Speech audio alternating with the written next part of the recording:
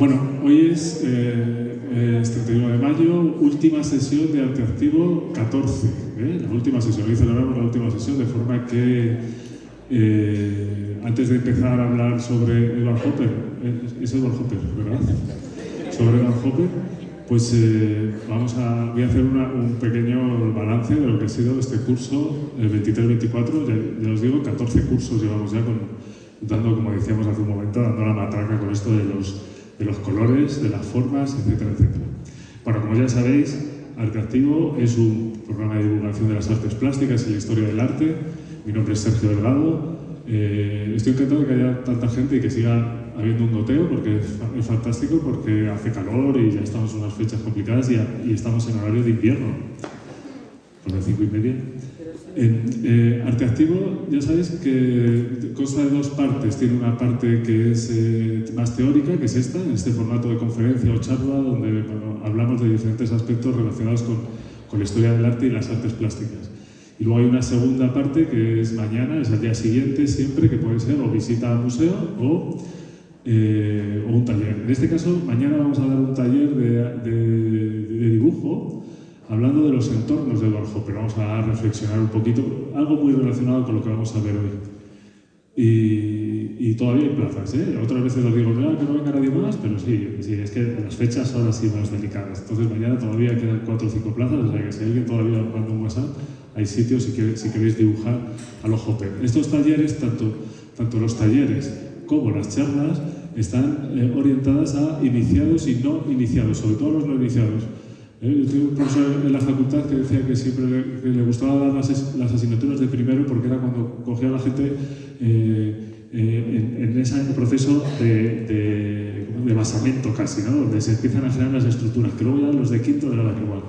Bueno, pues aquí lo que interesa mucho a la gente que está interesada en todo lo que contamos, pero sobre todo a los curiosos. La representación artística y la historia del arte, sobre todo, es un reflejo del ser humano. Entonces, estar interesado en la sociología, la filosofía, la antropología, al final todo eso es una labor artística. O sea, es el artista, y ya lo decía muy bien Kandinsky en su manual de lo espiritual en el arte, es el guía de la sociedad, ¿no? Esto es fantástico, sobre todo para los que nos dedicamos a las artes.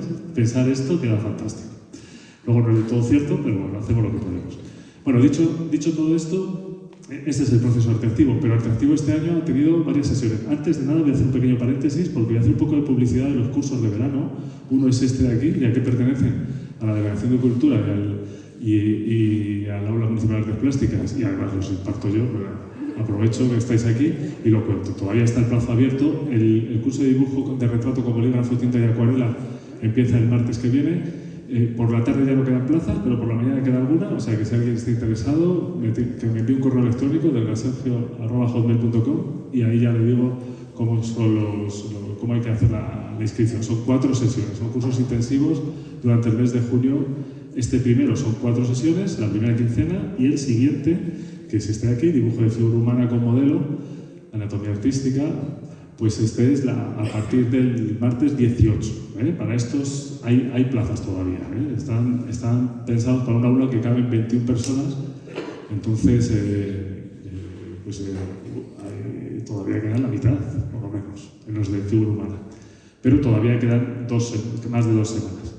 Bueno, dicho todo esto, Arteactivo, os agradezco mucho que hayáis venido y os agradezco mucho a todos los que venís continuamente, porque de verdad que es un esfuerzo que si hubiese aquí un monologuista o teatro o algo así, o algo más interesante, pero hablar de las artes y a veces incluso del arte contemporáneo y que venga tanta gente durante tantos años y todos los meses, la verdad es que es un lujo.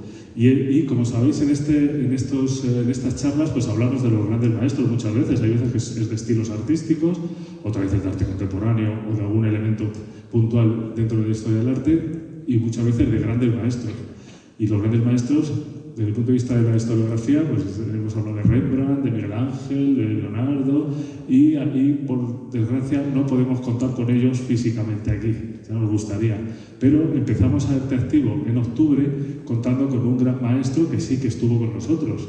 Entonces tuvimos, esto se tuvo que hacer en el Teatro García Lorca porque hubo tanta gente, hubo unas 700 personas, y tuvimos la suerte de compartir 1 hora y media de charla con Antonio López, Premio Príncipe de Asturias de las Artes, Premio Nacional de Artes Plásticas, etc.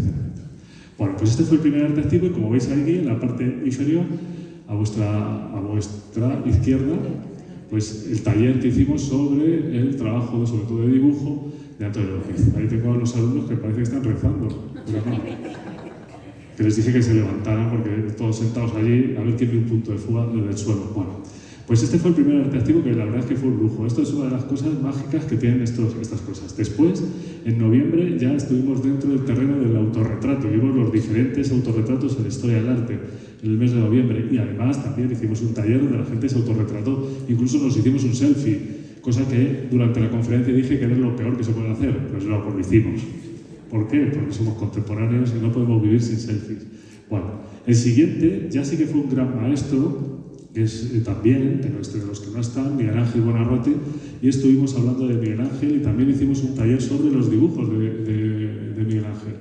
Y claro, vimos el talento descomunal de un señor como Buonarroti que era incontestable. Es decir, no había forma de atacarle por ningún sitio porque se defendía en todas las disciplinas. De hecho, su mayor obra es la Capilla Sixtina, ¿verdad? Que es pintura y ni siquiera, el tío es tan chulo que dice que no es pintor.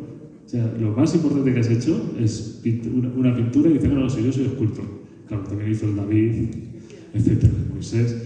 Bueno, estuvimos ahí y después hablamos... perdón, que le he dado mal. Y después hablamos de Monet, el impresionismo, nos acompañó en el mes de enero. Vimos la pintura impresionista y la influencia de artistas como Claude Monet. Vimos su biografía, hablamos de él, pero sobre todo la influencia de la teoría del color en las artes, la situación de París en esa época. Curiosamente, Monet es el precursor del impresionismo. Bueno, el precursor, yo os diría más Manet que Monet, pero bueno. Monet va a ser el rey del impresionismo y va a ser un movimiento que va a influenciar mucho al protagonista de esta tarde, a Edward Hopper. Posteriormente, ya en el mes de febrero, pues estuvimos viendo esta charla que es muy interesante, a mí me gusta mucho, la búsqueda de la tercera dimensión. Sabéis que los artistas plásticos pictóricos, es decir, pictorialistas, los que trabajan sobre el papel o sobre el lienzo, solo tienen dos dimensiones para trabajar, la altura y la anchura, pero a veces hay un afán de dar sensación de veracidad experiencial, es decir, que parezca que lo que hay en el cuadro te puedes meter dentro, ¿no? Esa búsqueda de la tercera dimensión. Bueno, pues dimos un repaso en la historia del arte de cómo fue esa transición desde la iconografía plana medieval hasta casi los elementos tridimensionales tecnológicos incluso. Y también tuvimos nuestro taller. Miren qué contentos están ahí con la tercera dimensión. En el siguiente, que aunque pone abril, debería ser marzo, pero como este año por primera vez Arco Madrid se ha desarrollado en la primera semana de abril, pues nos retrasamos un poco, pero algunos sabréis que yo llevo 18 años trabajando en Arco Madrid, explicando arte contemporáneo y el arte activo. Llevamos 14 años, pues 14 charlas en marzo sobre las novedades de Arco. Y ahí hablamos de arte contemporáneo y aprovechamos para hacer una visita al Premio Generaciones 2023.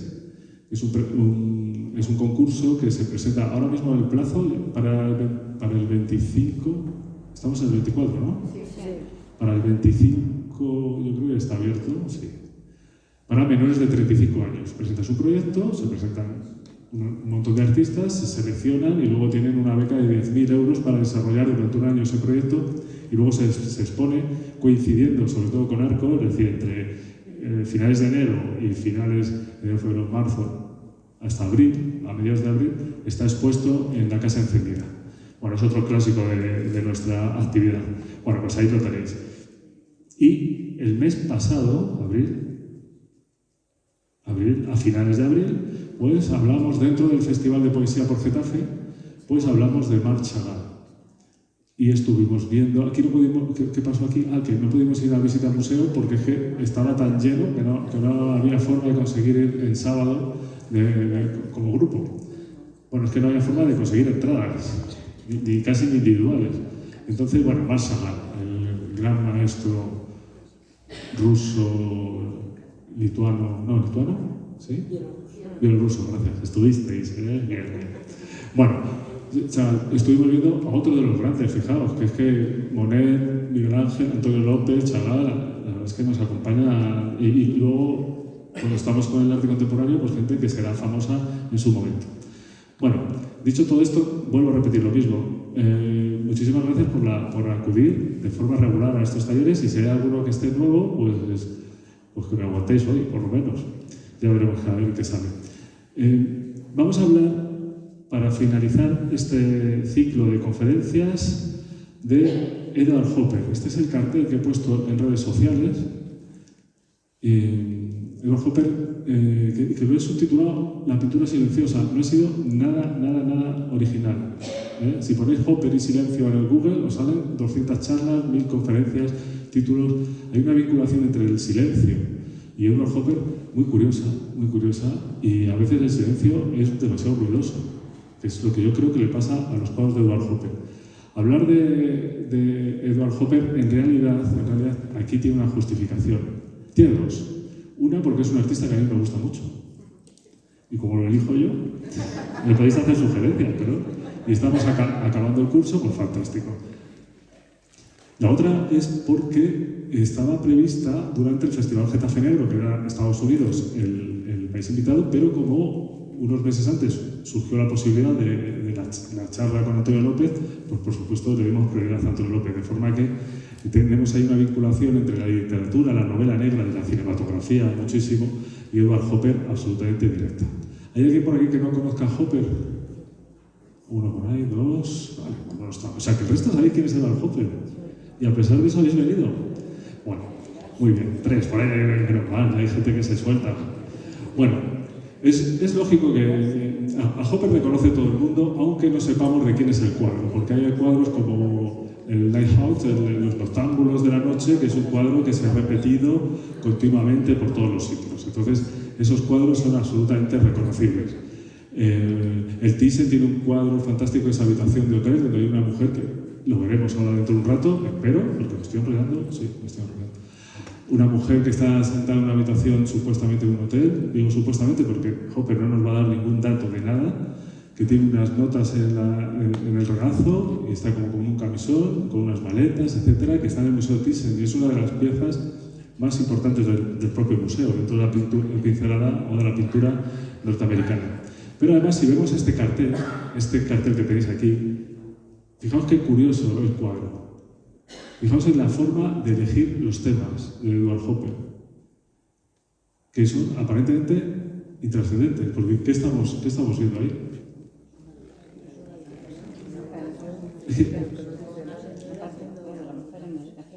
Pero desde el punto de vista estético, o sea, tú cuando piensas, me voy a comprar un cuadro para el salón y tal, voy a poner un jarrón con flores o un cuadro abstracto. Pero a alguien se le ocurre así a bote pronto, no, voy a buscar un cuadro que haya unas ventanas, una chica que no se ve muy bien lo que está haciendo. O sea, no hay un planteamiento estético canónico, tradicional, incluso bello, desde el punto de vista de lo formal, sino que lo que hay es una experiencia. O sea, lo que va a ocurrir con Hopper, como dice Valeriano Mozart, es que hay una suspensión de la emoción. Suspende la emoción, es curiosísimo lo que hace Hopper. Es decir, algo pasa en esa escena. Si el artista la ha elegido, será por algo. Entonces nosotros miramos desde otro edificio, es decir, somos voyeurs, estamos ahí como en la ventana indiscreta, ¿verdad?, de Hitchcock, estamos viendo las diferentes ventanas, algo está ocurriendo, y si el artista lo ha elevado a la categoría de cuadro, de arte, será por algo. Pero no nos va a decir nunca nada, nunca nos va a decir nada. De forma que lo que estamos, entre comillas, comprando, lo que estamos haciendo a la hora de observar la obra del Hopper maduro, o del iniciático que ahí está aprendiendo, es una experiencia. Es una experiencia, además una experiencia que es motivadora de historias. Es decir, es tan sencillo, fíjate, yo soy malísimo escribiendo, pero es tan sencillo escribir historias basadas en los cuadros de Hopper, y si tuviésemos aquí a 20 escritores, casi seguro que iba a haber 20 historias diferentes, porque te da tan pocos datos. Es decir, ese efecto del desencuadre de Ella Degas, de decir, voy a enseñarte las piernas de una bailarina, pero no el cuerpo, porque yo considero que tú eres adulto o adulta y sabes que detrás de las piernas va a haber un cuerpo. Es decir, no hace falta que te lo explique todo. Esa forma de tratar al espectador como una persona adulta que sabe tomar sus propias decisiones, Hopper lo lleva a las últimas consecuencias. Es decir, no, te voy a dejar en el previo de una emoción y a partir de ahí tú te las apañas.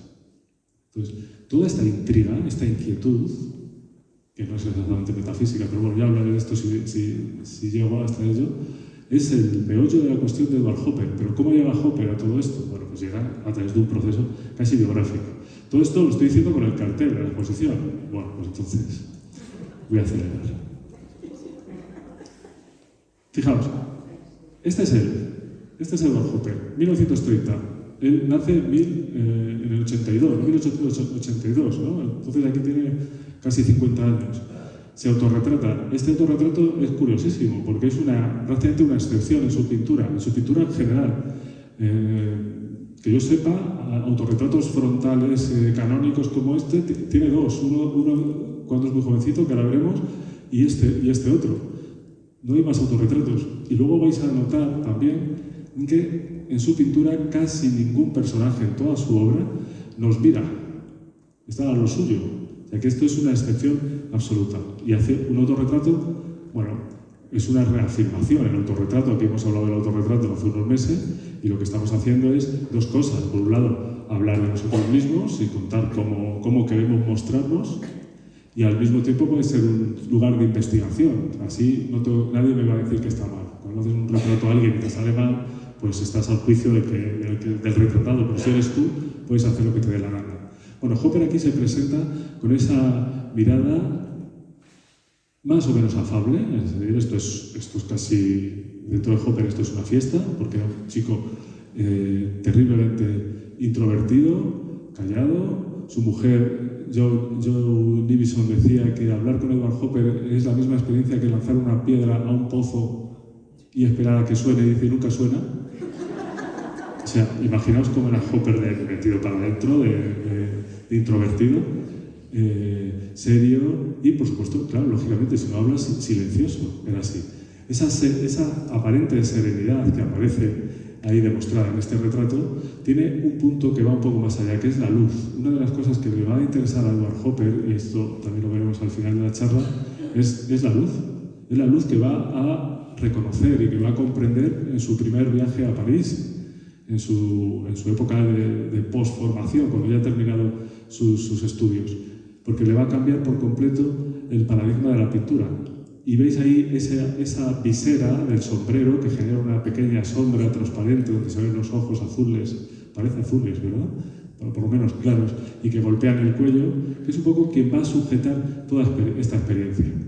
Aquí Hopper nos da muchísimos datos del mismo, para los que nos tiene acostumbrado, porque Hopper va a ser un pintor de la síntesis, va a ser un pintor que va a resumir al máximo todo su entorno. Es decir, si hay dos artistas norteamericanos importantes en el siglo XX, uno de ellos es Jackson Pollock, no sé si os suena, pero Pollock es este hombre que salpica, el dripping famoso, ¿no? Que salpica los cuadros, que pinta sin tocar con el pincel el lienzo, sino que hace salpicados caóticos que son ruidosos y abstractos, y el otro es Hopper, que es realista y silencioso. Fijaos, están en las antípodas, y sin embargo son los dos grandes pintores de la pintura norteamericana. De hecho, si alguien conoce la obra de Mark Rothko, el pintor expresionista abstracto también, pero que simplemente sus cuadros son manchas de color, no voy a decir planas porque no son planas, sino lisas. Hay un sitio ahí. Vale. Que son totalmente lisas y atmosféricas, el pintor de la esencia de lo esencial, como decía. Hopper es lo mismo en el ámbito figurativo, va a quitar todo lo que puede a través de sus bocetos para que el cuadro esté en la mínima expresión posible dentro de la comprensión y dentro de la angustia que nos va a dar ver los cuadros de Hopper. Bueno, ¿por qué pasa todo esto? Bueno, voy a ir al principio, que me estoy enrollando demasiado. Fijaos. Esta es la casa donde vivía Edward Hopper. No sé si conocéis la arquitectura de esta zona de Nueva York, en torno a Nueva York, Nueva Inglaterra, la costa de Maine. Bueno, todas estas zonas, pero esta arquitectura victoriana con estos tejados, etcétera, pues son muy frecuentes en su pintura. Es decir, Hopper va a ser un pintor de su entorno más cercano. De hecho, va a ser un pintor de pintura plein air, al aire libre, en su primera época. Y va a nacer en esta casa, en Nyack, que es un pueblecito que está a 40 kilómetros de Nueva York. Estaría como Aranjuez, ¿no? De aquí, más o menos. De hecho, esos 40 kilómetros le van a pesar en su época de formación, porque cuando ya decide ir a la Escuela de Arte de Nueva York, va a seguir viviendo a 40 kilómetros. Entonces, todos los días se va a hacer sus 40 kilómetros de ida y 40 kilómetros de vuelta para completar sus estudios. Y va a estar dentro de una familia tradicional, conservadora. El abuelo, bisabuelo de Hopper fue el fundador en este pueblo de la iglesia baptista. Son baptistas, tienen unas ideas religiosas muy profundas, muy conservadoras. Todo este ambiente tan estricto, aquí le tenemos a Hopper de pequeñito con su hermana Mario, todo este ambiente tan estricto sí que va a marcar carácter, de forma que uno de los orígenes de esta forma de ser tan seria pues va a ser pues precisamente esta educación que va a tener desde pequeñito. Los padres eran de clase media, tenían una mercería, bueno, no vivían mal, tampoco era una cosa para tirar cohetes, pero estaban en una situación acomodada y no tenían relación con las artes. Pero sin embargo les nace un niño que luego va a ser muy alto, como la ascendencia holandesa de su padre, pues va a llegar a casa a los 2 metros, pero les nace un niño que le gusta mucho dibujar y desde pequeñito va a entretenerse haciendo copias, esto es de Gustave Doré, del Quijote, que lo tiene su padre en la biblioteca de casa, y entonces va a dibujar y va a copiar sin parar pues, a las ilustraciones de Gustave Doré, o por ejemplo del otro artista de Philip May, que es otro ilustrador de la época, muy divertido. Y fijaos en las situaciones representadas, que recuerdan mucho a la imaginería un poco de Hopper, ¿no? Gente por la calle, contemporáneos de su época, ¿no? Como ocurre con el Quijote, con diferentes expresiones que recuerdan un poquito más a la pintura de Norman Rockwell, que si conocéis a Norman Rockwell es el otro pintor norteamericano de la época, que va a ser mucho más ilustrador del sueño americano, ¿no? de la idea de la vida norteamericana, del progreso, del Día de Acción de Gracias con el pavo relleno y todos ahí juntos, o el niño que se ha escapado y va con el latillo y está en un bar con el policía así mirándose, todo con un efecto casi caricaturesco. Todos esos elementos casi barrocos de la pintura de Norman Rockwell, que pertenece al ámbito de la ilustración, de contar una historia explícita, en Hopper desaparecen por completo, porque Hopper se va a ir precisamente a la introspección, se va a ir al minimalismo absoluto de la representación. Pero bueno, Hopper empieza a dibujar y su vida es bastante aburrida. Para él, fantástico. Es un tipo aburrido, pero es fantástico. Para alguien que tiene que contar su vida, como estoy yo hoy, horroroso, porque no puedo contar ninguna anécdota que salgáis aquí dando saltos. Si yo os dijera ahora que de pequeño cogí un lagarto y una paloma, la paloma le arrancó las alas y se las coleccionó, el lagarto hizo un dragón, pues estaría hablando de Leonardo da Vinci, pero es que Hopper no hacía estas cosas. Se sentaba y se ponía a dibujar sin parar. Entonces su vida era bastante aburrida. Fijaos hasta qué punto es aburrida que ni siquiera en una familia conservadora, tradicional, que no tiene relación con las artes, el niño cuando acaba sus estudios de primaria y secundaria dice, me quiero dedicar al arte. En otras biografías que conozco bastantes, se monta un cirio que no veas. Digo, bueno, vamos a ver esto de las artes que es, entonces el artista se revoluciona, se va de casa, etc. Nada. Aquí el padre dice, pues muy bien. Entonces, ¿qué va a ocurrir? Pero esos son pragmáticos. Y dice, bueno, en un alarde de audacia, dice, bueno, a las artes, pero vamos a ver, esto de las bellas artes, cuidado, mejor te vamos a inscribir en la escuela de diseño e ilustración, que tiene más salida profesional, ya que te quieres dedicar a esto, y así por lo menos tienes trabajo. Y Hopper, en un acto de rebeldía, pues dice, pues vale. Claro. Entonces Hopper empieza a estudiar ilustración pues con el CCC de la época por correspondencia, va recibiendo artículos y va aprendiendo las leyes de la ilustración, y después, ya posteriormente, sí que ingresa en Nueva York en la nueva escuela de arte de Nueva York, donde veis aquí un trabajo de esa época. Fijaos, la Escuela de Arte de Nueva York, esto es importante para comprender por qué Hopper no se convierte en un expresionista abstracto. Primero porque era mayor que los expresionistas abstractos, porque se va a formar en otra época, y sobre todo porque está en Nueva York y nosotros tenemos una idea romántica de Nueva York, no, romántica no sé, pero sí una idea muy atractiva del Nueva York moderno y el centro de las artes, etc. ¿Hay algún neoyorquino por aquí? ¿No? ¿Ni estadounidense? ¿No? Bueno, entonces ahora... No, Estados Unidos era absolutamente pateto. Pateto, no.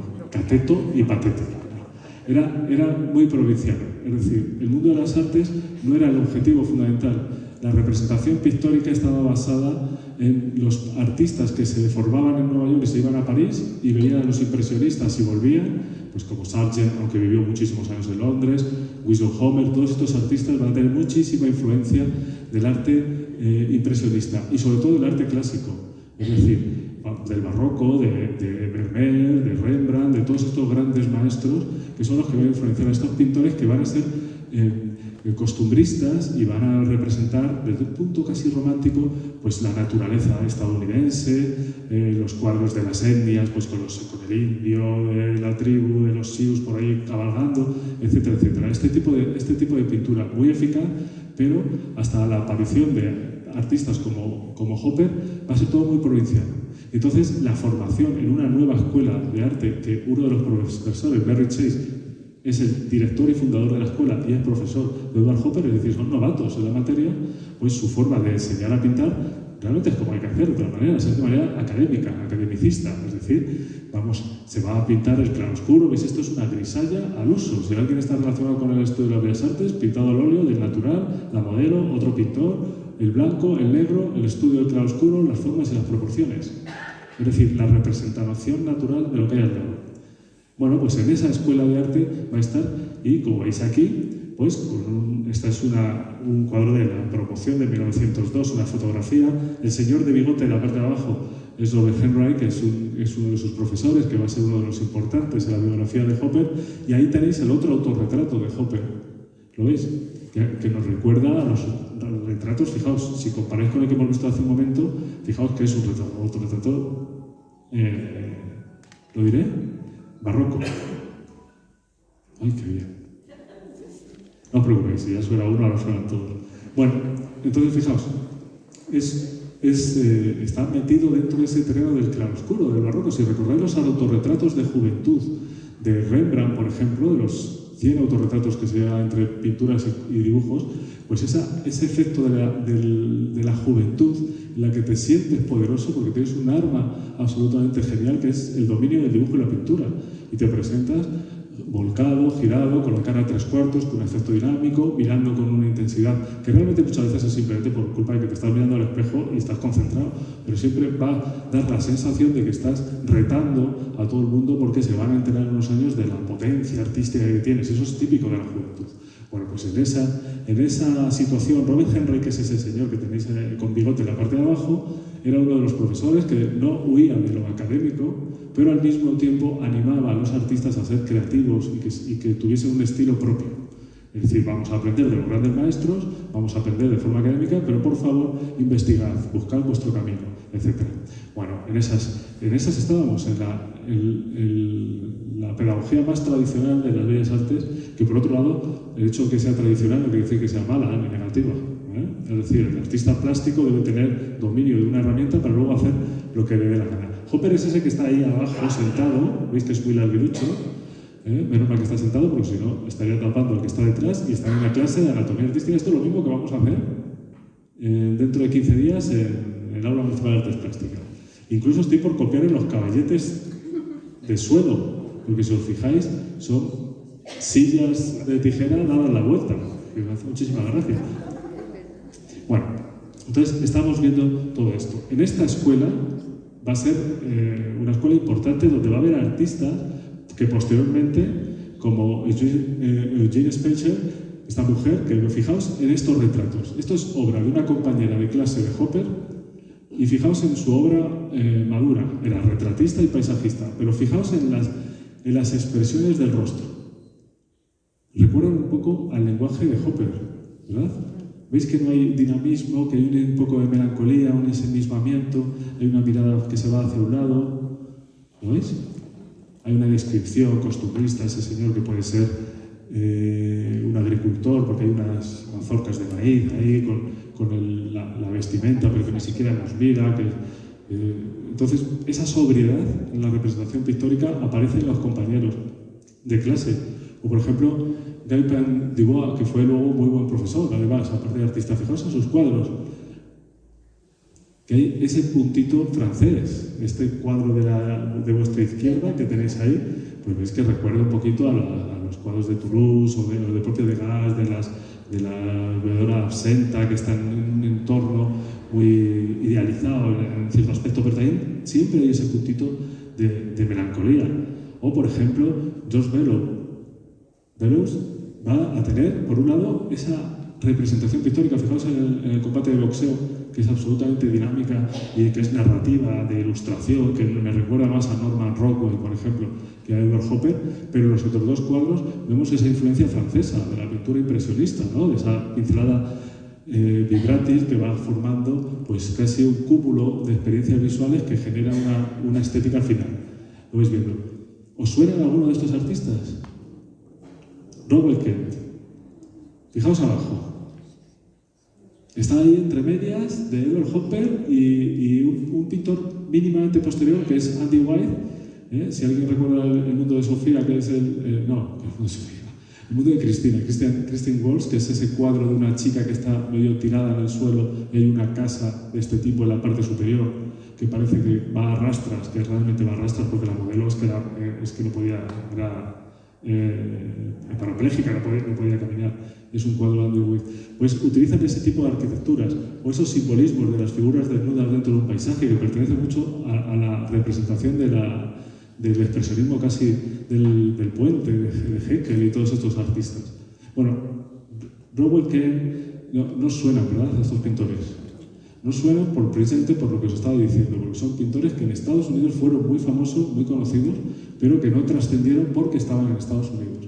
Si hubiesen aparecido después de los años 40 en Estados Unidos, cuando Nueva York, lógicamente, además, a través del periodo de entreguerras y después el fin de la Segunda Guerra Mundial, pero sobre todo entreguerras, cuando los artistas europeos y los que estaban residiendo en París viajan, incluso en Rusia, viajan a Estados Unidos y se van a llevar todas las vanguardias posibles. Y ahí le da la vuelta a la cabeza a todos los americanos, incluso a los coleccionistas de arte. Y Nueva York se va a convertir en el centro de atención. Sin embargo, en este momento todavía es muy provinciano todo. Entonces, no van a trascender fuera de las fronteras de Estados Unidos. Y Hopper, a pesar de eso, es contemporáneo de estos artistas y sí que va a trascender. Va a trascender tanto que antes he dicho que cuántos conocéis a Hopper y había solo 3 o 4 que no, y 4 o 5 que no se han atrevido a decirlo. Entonces, va a ser un artista que no sabemos cómo, o quizás sí, va a romper esas estructuras. Y los profes, pues por ejemplo, Kenneth Miller, este era uno de los profesores de Edward Hopper. Fijaos en los cuadros. Miller sobre todo era un obsesionado de que sus alumnos fuesen elaboradores de composiciones muy limpias. La composición en un cuadro es el ordenamiento de los elementos que aparecen en el cuadro para potenciar el mensaje que quiere emitir el artista. Es decir, he elegido poner esta manzana en la parte superior del cuadro. Y entonces pasan cosas. El que lo ve siente algo diferente que si está en la parte inferior. Eso sería componer. Entonces, Miller estaba obsesionado con que sus alumnos tuviesen composiciones eficaces. Hopper va a ser uno de los mejores compositores de cuadros. Porque como va a medir tanto dónde colocar los elementos para que sea lo más sencillo posible, necesita unos fundamentos de composición.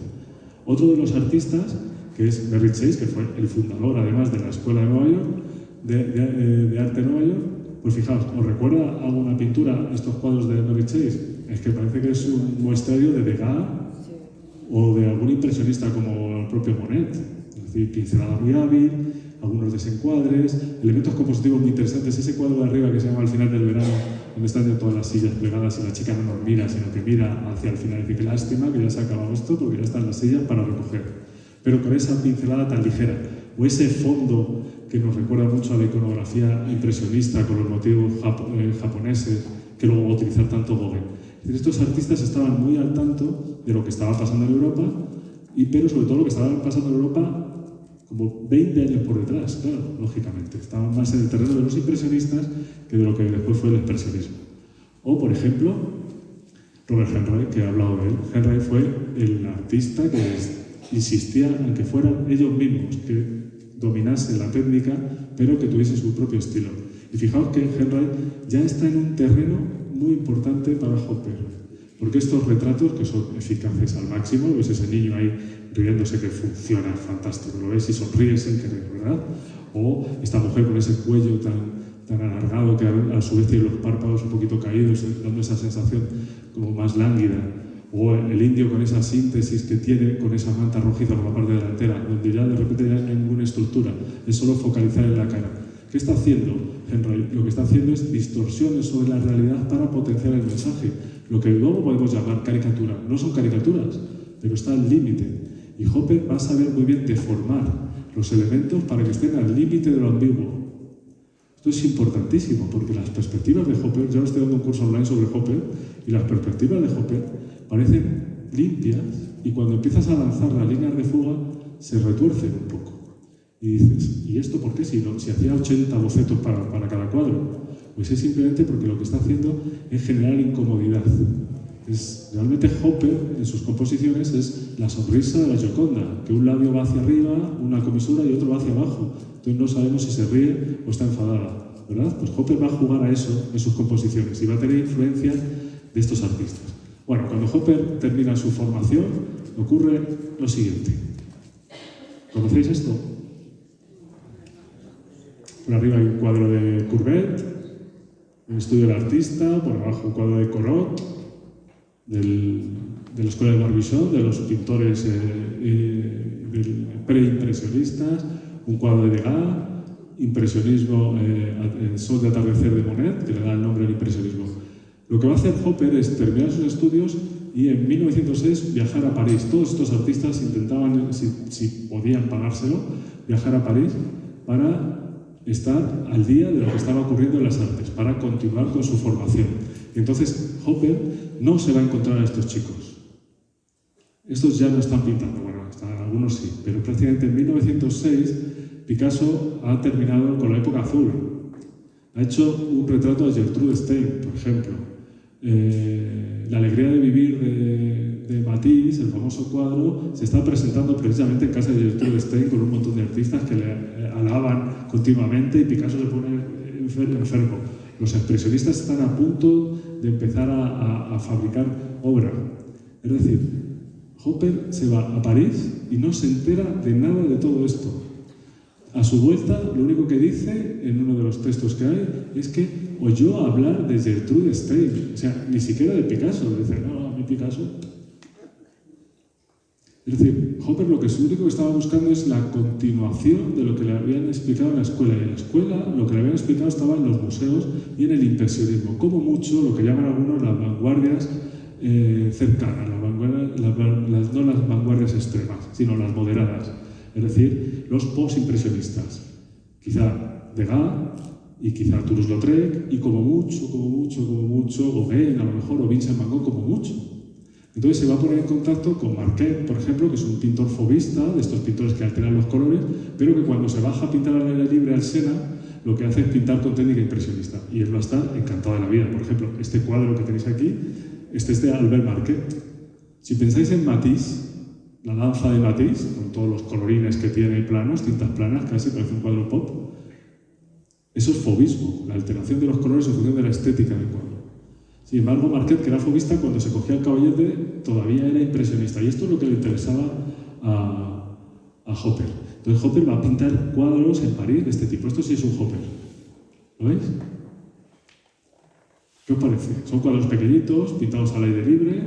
Del 1906 al 1906, 7, 8, más o menos, 8 finales del 8, va a viajar 3 veces a París, luego vuelve, luego otra vez, se pone enfermo, vuelve a su país, porque está muy poco tiempo que se pone malo, pero luego vuelve y aprovecha y pasa por Berlín, por Bruselas, por Ámsterdam, por Madrid, está en Madrid, va a ver a Goya, va a estar en Toledo, va a ver al Greco, no le va a interesar demasiado el Greco, pero sí Goya, porque a él le va a interesar mucho el grabado, pero sobre todo le va a interesar mucho la escuela de Barbizon. Va a viajar al bosque de Fontainebleau, donde iban los pintores anteriores a los impresionistas a pintar el natural. Entonces esa influencia la va a llevar alrededor del Sena, con su caballete y con cuadros de formato pequeño, va a hacer cuadros de este tipo. Pero fijaos qué curioso, que es muy coherente con su forma de ser. Un tío tan lacónico, tan introvertido, que nunca va a hacer publicidad de uno mismo. O sea, ahora sería horroroso un artista así, porque si cogéis las redes sociales y los artistas se han convertido en marcas. Este era la antimarca absoluta. Entonces, eso que tenéis ahí arriba, sobresaliendo, es el Louvre.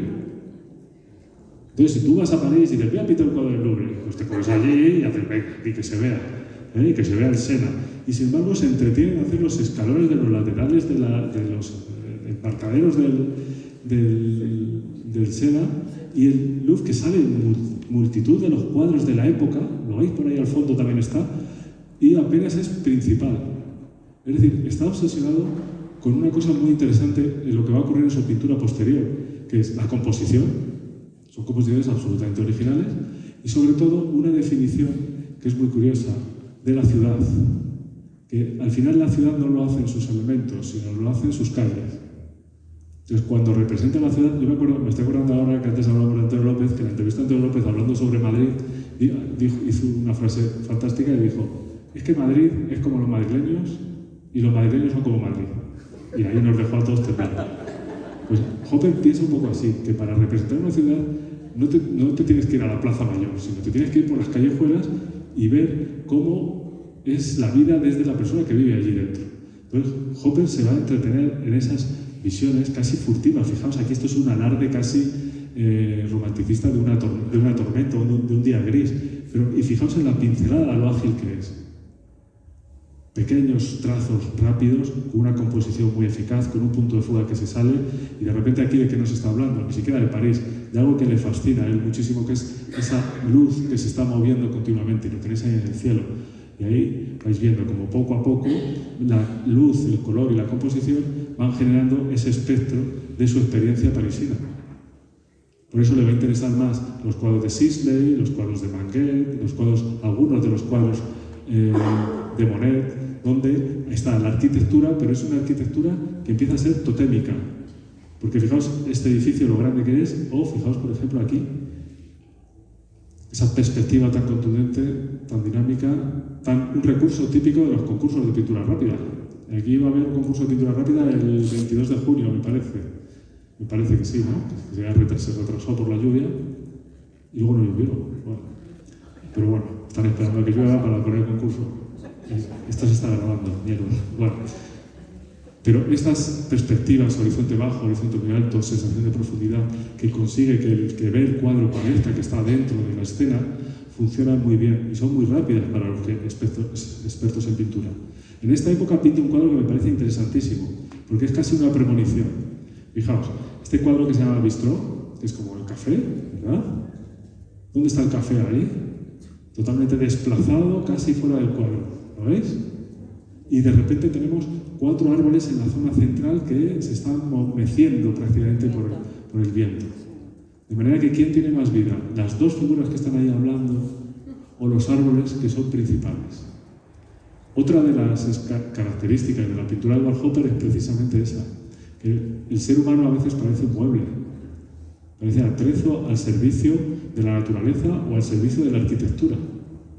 Es como si fuésemos pequeñas hormiguitas que, si estamos todos juntos, generamos un tótem que es el que le interesa a Hopper. De forma que aquí al final el café es lo de menos, lo que interesa es esa luz y ese movimiento suave, lánguido que aparece justo en el centro del cuadro. ¿Lo veis? De manera que este es un señor introspectivo y que al mismo tiempo está dándole vueltas a la cabeza de cómo representar las cosas para que sean casi efímeras, o por lo menos que sean el paso previo a algo que no sabemos nunca. Fijaos en esta maravilla del cuadro. Claro, me diréis, joder, eso qué maravilla, es este negro y un puntito rojo. Aquí hay un esfuerzo precisamente por dominar la mirada del espectador, que esto es la composición. Esta entrada de este puente, del puente de París, es que el título tampoco me dice mucho más, ¿no? Bridge in Paris, pues nada, un puente de París. Ahí estoy viendo el puente, el túnel, no hay nada más, no sé ni dónde es, ni nada. Lo único que sé que es París y gracias. Sin embargo, coge y sujeta toda la composición con la señal esta de prohibido o algo así para las barcas que tengan cuidado de no golpearse la parte superior del puente, que es rojo.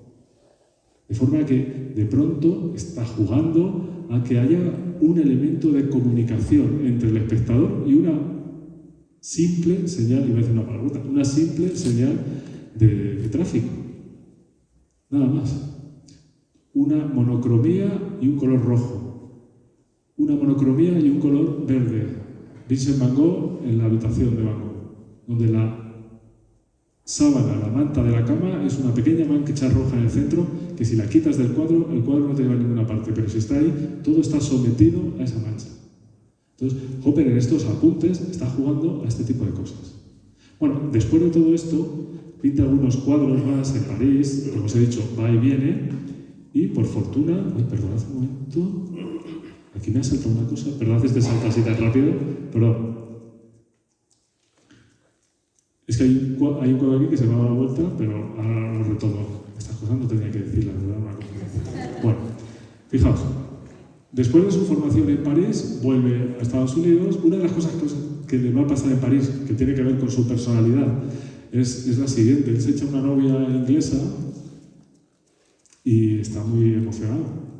En los parámetros hopperianos, Pero su madre sí que se sorprende, dice, no sé qué le pasa a mi hijo, pero no hago más que recibir cartas de él, cuando no nos ha dirigido la palabra casi. Y las cartas le explican lo contento que está, que su vida está cambiando, que su pintura, gracias a los impresionistas, ha conseguido una nueva vía. Están asustados, dice, este no es nuestro Hopper. Por lo visto es que se había echado una novia allí. Pero bueno, estas cosas se curan con el tiempo, entonces cuando vuelve a Estados Unidos, vuelve a esa introspección absoluta. Pero durante un tiempo, fijaos, época de formación, época de posgraduado, en estos viajes de formación en Francia, y ya llegas a Estados Unidos y tienes que trabajar. Y eres artista plástico, eres pintor, con todo lo que conlleva esto. Entonces, ¿qué va a hacer Hopper? Va a seguir pintando. Este cuadro de 1911 es su primera venta, el primer cuadro al óleo que vende, pero no le va a dar para vivir, de forma que durante un tiempo se va a dedicar exclusivamente a la ilustración, cosa que no le va a gustar en absoluto. Fijaos en la comparación entre este cuadro de 1911 y este otro Mar de 1939. Aquí ya sí que se dedica única y exclusivamente a la pintura. ¿Se notan las diferencias? Ojo, el hecho de que se noten las diferencias y que este sea del 39 y que el anterior sea del 11 no quiere decir que os tenga que gustar más uno u otro. Porque yo podría decir, este es el Hopper de verdad, que va a influir en la sociología del mundo. No, te puede no gustar perfectamente. Pero lo que interesa es la influencia de Francia y de los impresionistas en esta pieza natural, en el que hasta se ondula, ¿lo veis? Un poco el horizonte, la barca está volcada porque hace viento, entonces es coherente al movimiento del agua.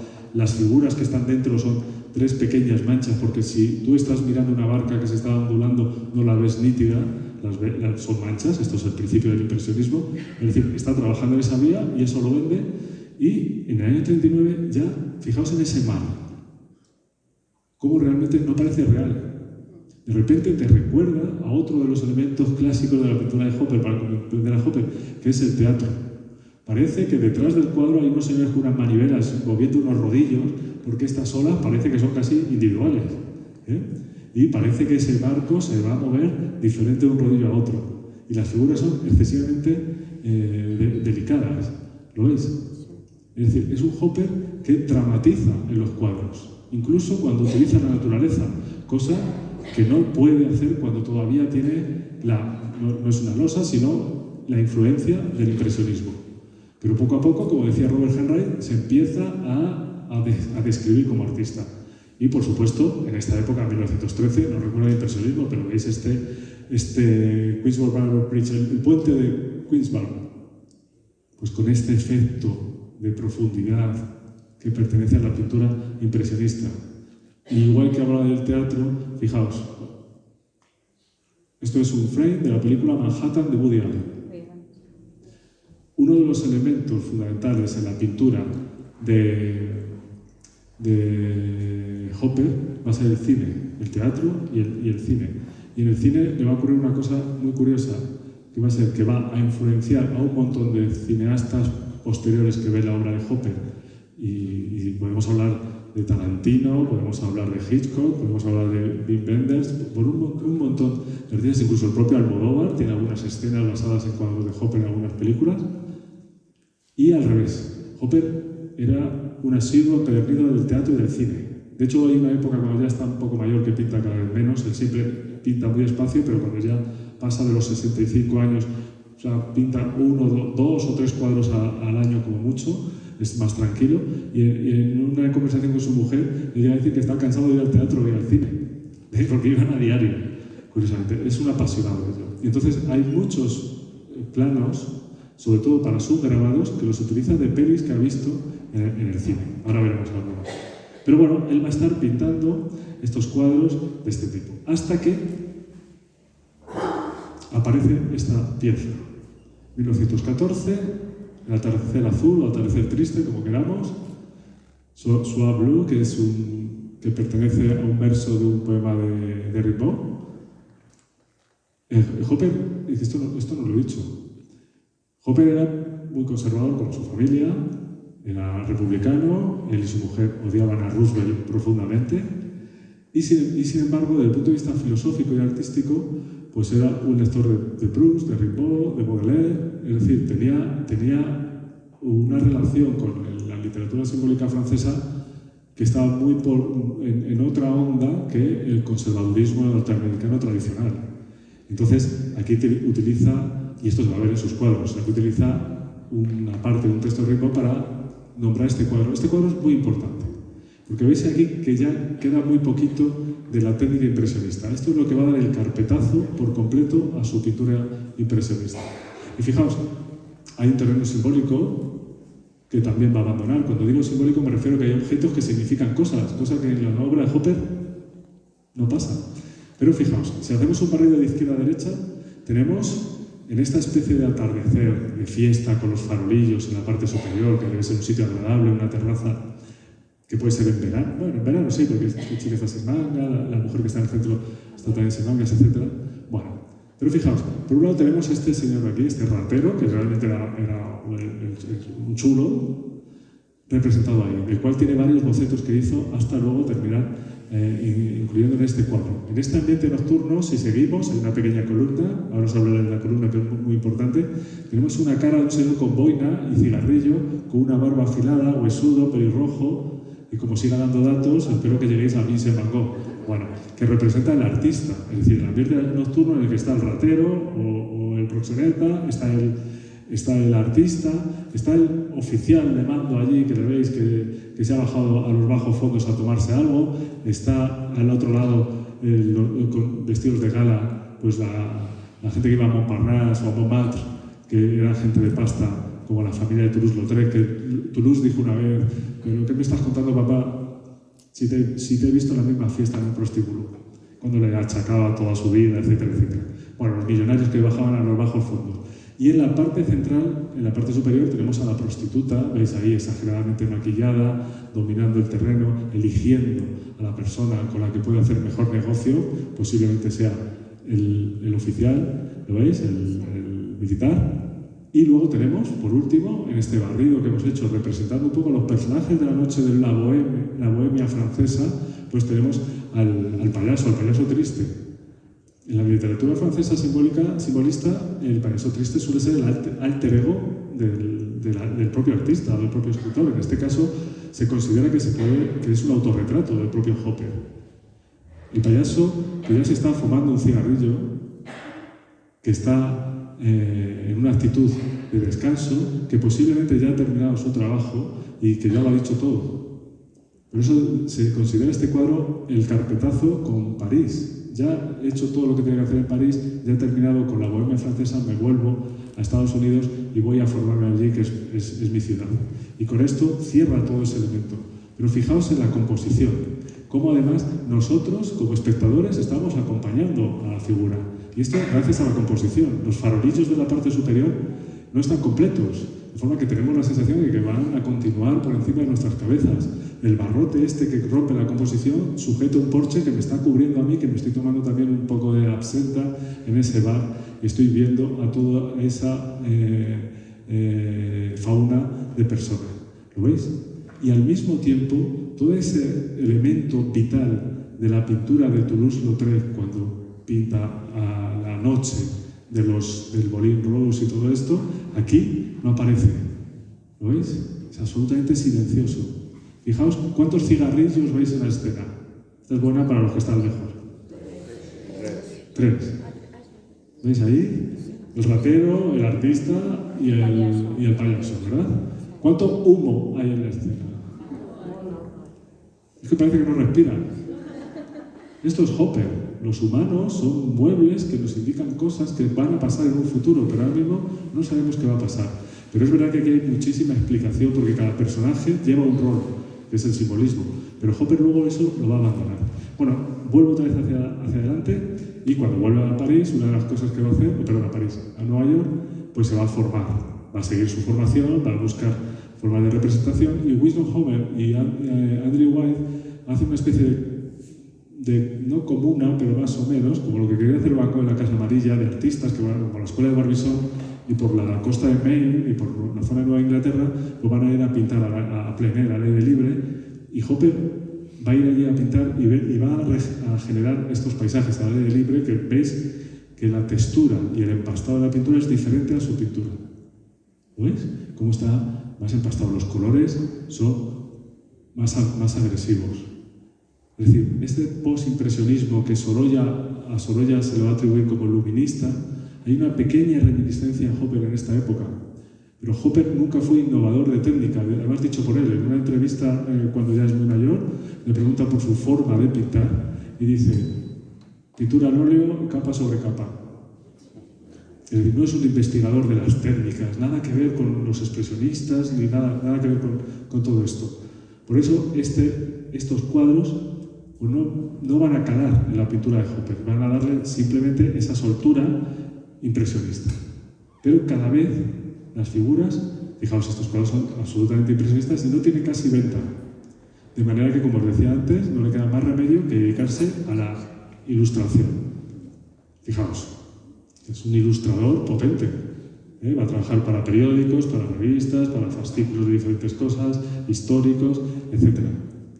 Y, como veis, la ilustración que está al servicio del texto, pues necesita un reposo, es decir, el ilustrador necesita leerse el texto, se supone, potenciar y ayudar a que sea más comprensible y poco más. Por eso hay muchos teóricos que cuando hablan de Hopper hablan de la época del ilustrador como, dicen algo así como, luego ya sí se dedicó a las artes de verdad. A mí me da muchísima rabia eso, porque la ilustración es un arte si se hace bien, como todo, ¿verdad? Pero eso de las artes de verdad. Pero era un ilustrador muy eficaz, con lo cual domina las técnicas de color, de dibujo y de narración. Fijaos qué maravilla de ilustración aquí, este chico y la luna. Porque además hay una metáfora. En esta época más o menos estaba el Little Nemo, el cómic este de los sueños, que es uno de los primeros cómics de la historia. Y aquí hay un poco de esa relación entre el niño que está en la cama y un paisaje sin ventana que aparece por allí y que está vinculando una especie de metáfora visual que podía estar cercana un poco a un ámbito surrealista. ¿Lo veis? Pero son ilustraciones. Y Hopper odia hacer esto. Hopper dice que cada vez que en esta época tenía que ir, estuvo 20 años así trabajando, se dejó de pintar, se dejó 2 o 3 días a la semana para poder hacer algunas acuarelas y tal, porque no le daba tiempo, y dice que todas las mañanas cuando iba al estudio de la editorial donde trabajaba en Brooklyn y llegaba al portal a las 8:30 de la mañana, miraba al portal y decía, y se daba una vuelta, y de hoy no subo, y se daba una vuelta a la manzana y subía. Entonces, no le gustaba en absoluto. También es cierto que estamos hablando de uno de los grandes pintores del siglo XX, de los grandes artistas, y es cierto que los trabajos de encargo pues van a cortar un poco las alas de un artista que quiere seguir su propio camino. Lo que pasa es que el coste a cambio, pues sabéis, la biografía de los artistas está llena de fracasos sociales y vitales y otros con mucho éxito. Bueno, pues Hopper estaba allí, que lo dejo, que no lo dejo. Y mientras tanto, había visto a Goya y había visto mucho cine. Y lo que sí iba a hacer es grabado. Fijaos en este grabado. Es que parece prácticamente una fotografía o el frame de una película de cine negro, ¿verdad? ¿Lo veis? Con este contrapicado, con esa luz potenciada por la sombra de una supuesta farola que no vemos que sube por la fachada de un edificio que casi nos alcanza y nosotros encima le estamos viendo y él no nos está viendo a nosotros, es decir, estamos espiando. Aquí puede pasar cualquier cosa. Ahora, si dejamos que funcione nuestra imaginación, os podéis inventar cualquier cosa que no va a pasar, porque esto está ahí fijo. Pero fijaos, por ejemplo, en estos grabados. Como aquí ya tenemos este Hopper de los interiores y el Hopper de las ventanas. Hemos hablado del cine, del teatro, de la suspensión de las emociones. Pero un elemento fundamental en la pintura de Hopper son la aparición de las ventanas. Y además con todo este ámbito de una mujer que es ajena a nosotros, que estaba a punto de meterse en la cama a dormir, pero se va a levantar porque algo ha movido la cortina. No sabemos qué ha sido, posiblemente ha sido el viento, sin más. Pero hay un ritmo que nos lleva un poco a una historia futura, que no sabemos cuál es.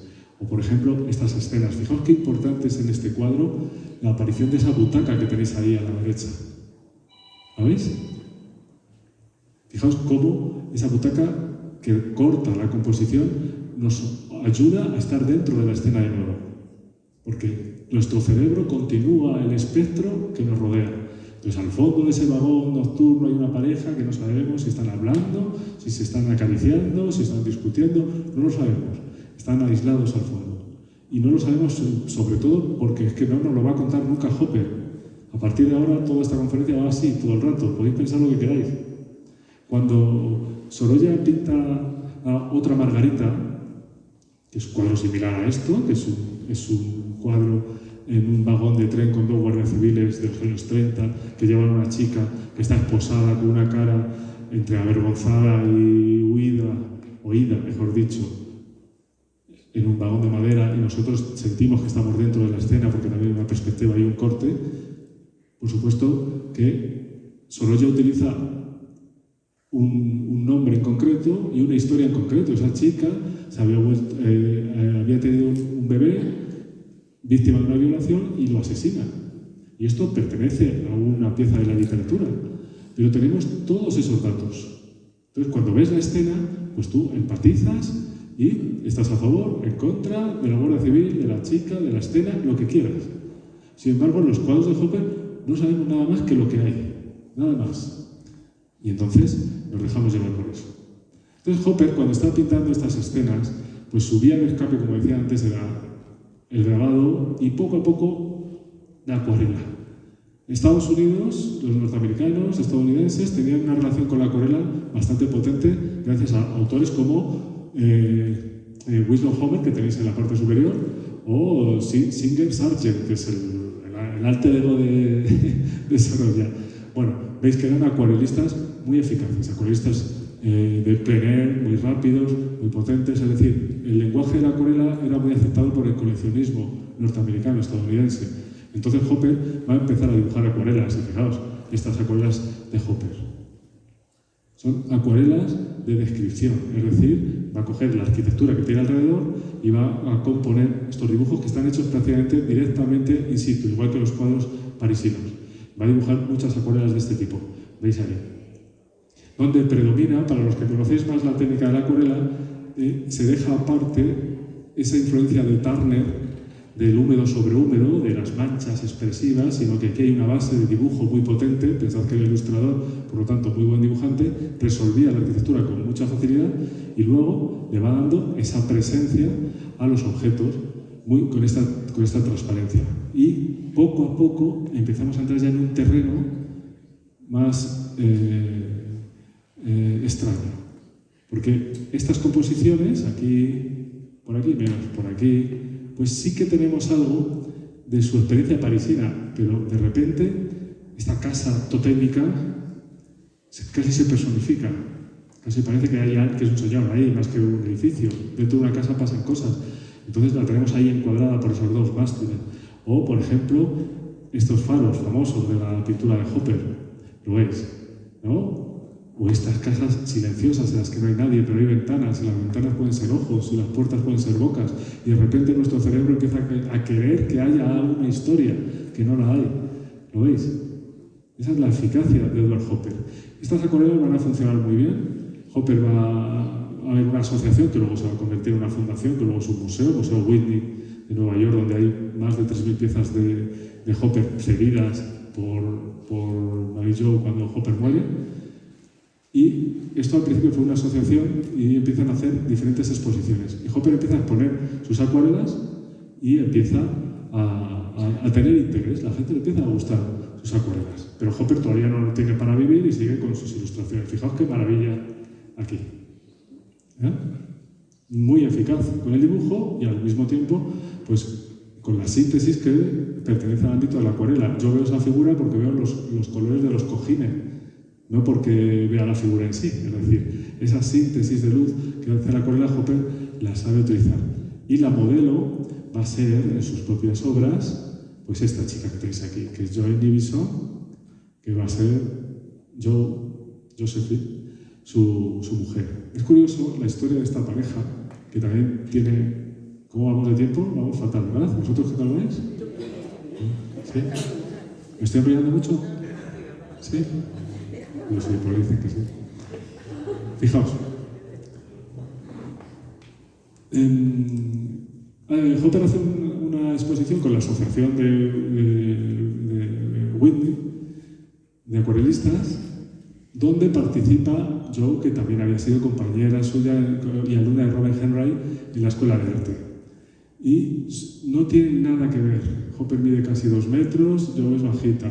Hopper, como os he dicho, no habla nada, ella lo habla todo.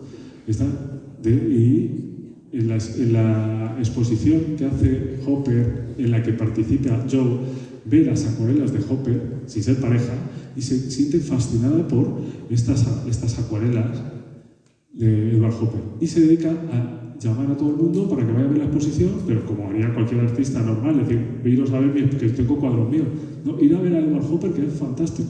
Edward Hopper vende toda la exposición, todas sus acuarelas. Al año y medio se casa con un chico, lógicamente. Y van a tener esa relación. Fijaos, estos son 2 dibujos, un dibujo a carbón y una acuarela de Joe, dibujados por Hopper. Una de las cosas que van a hacer es que cuando Hopper vende toda esta exposición y decide que ya se puede dedicar a las artes y dejar la ilustración por completo y dedicarse solo a sus cuadros, pues una de las cosas que hacen, se casan y se compran un Buick, un coche de estos norteamericanos bastante grandote, y en verano pues se van por la costa de Nueva Inglaterra y paran en diferentes sitios a dibujar acuarelas y a dibujarse entre ellos. Fijaos qué chula es esta acuarela. Ahí está yo dibujando desde dentro del coche, en el asiento trasero está Hopper, que ha dibujado a su mujer mientras está dibujando. Esta relación, que así puede parecer idílica, pero tuvo muchos enfrentamientos. Y nos da pie para hacer un pequeño paréntesis, es decir, hacer una pequeña reflexión sobre el mundo de la mujer en la historia del arte, del que hemos hablado aquí muchas veces. Joe era artista igual que Hopper, y al final decide abandonar su obra artística, el desarrollo de su obra, por la gestión y el asesoramiento, sino el apoyo a Hopper. A pesar de eso, ellos van a chocar muchas veces. Es decir, Hopper debía ser complicado, una persona tan metida para adentro, y tienen algunos episodios incluso de peleas públicas. No es que se estuviesen pegando siempre, pero sí se recuerda una saliendo de una exposición, de la inauguración de una exposición en el MoMA, Nueva York, cuando Joe insistió en conducir ella y Hopper dijo que no conducía ella. No sé si porque le daba vergüenza que condujera a la mujer o lo que fuera. El caso es que Joe se metió en el coche y dijo que conducía, y Hopper la cogió de las piernas, empezó a tirar, la otra empezó a darle patadas, todo esto mientras salían los invitados de la exposición. Es decir, que había veces que había rifirrafes. A pesar de eso, estuvieron más de casi 50 años juntos. Tenemos aquí la pareja, bueno, pues con sus idas y venidas, bueno, aquí está como todos, lo tenéis ahí. Fijaos, esto no es así. Es un pequeño documento. A ver. Esta es la ventaja de cuando hablamos con artistas cercanos al tiempo. Este es Hopper en su estudio, creo que este es en Washington Square, en la calle Washington, en Nueva York, donde vivieron toda la vida. Luego se compraron una casita donde iban a pintar acuarelas. Veis ahí el estudio con la chimenea, el tórculo de grabado, por supuesto, los lienzos y sobre todo la forma metódica de la pintura de Hopper. Esta forma lenta de representación pictórica, que era como tenían que ser sus cuadros. Si veis a Jackson Pollock pintar, pues vais a ver un tipo pues dando saltos alrededor del lienzo. Sin embargo, aquí es todo, aquí es un Hopper ya muy maduro, pero con el desarrollo de la pintura. Y ahí está Joe, su mujer, también pintando. Y esto es pues, un parque en Brooklyn. Este es el típico vídeo Super 8 que se hacía en la época para que se vea todo el entorno hopperiano. Es muy interesante ver a uno de estos maestros en vivo.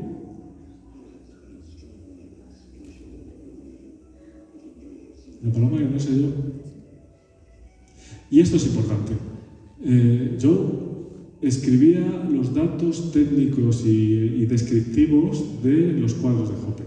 De hecho, el Museo Whitney de Nueva York tiene 3 o 4 agendas completas donde va describiendo cómo se pintaba el cuadro, cuántos bocetos se hacía, qué colores iba a utilizar, qué opinión tenía la propia Joe sobre los cuadros. Es decir, hacía un registro, lo que no hacía Hopper, sí que lo hacía ella, de forma que hay bastante documentación en ese sentido, pero escrita por ella. Porque Hopper ya le dijo a un periodista una vez que le preguntó por el significado de uno de sus cuadros, dice: un cuadro se explica viéndolo, no tengo que explicar nada, está todo dicho.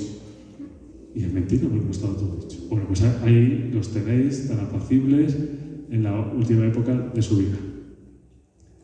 Bueno, dicho todo esto, habéis visto que hemos visto formación, influencias, París, su mujer, las acuarelas, y ya por fin aparece el Hopper reconocible. Ya se dedica a la pintura y va a tener varios ambientes. Uno que lo llama entornos, pero es este ambiente tan reconocible.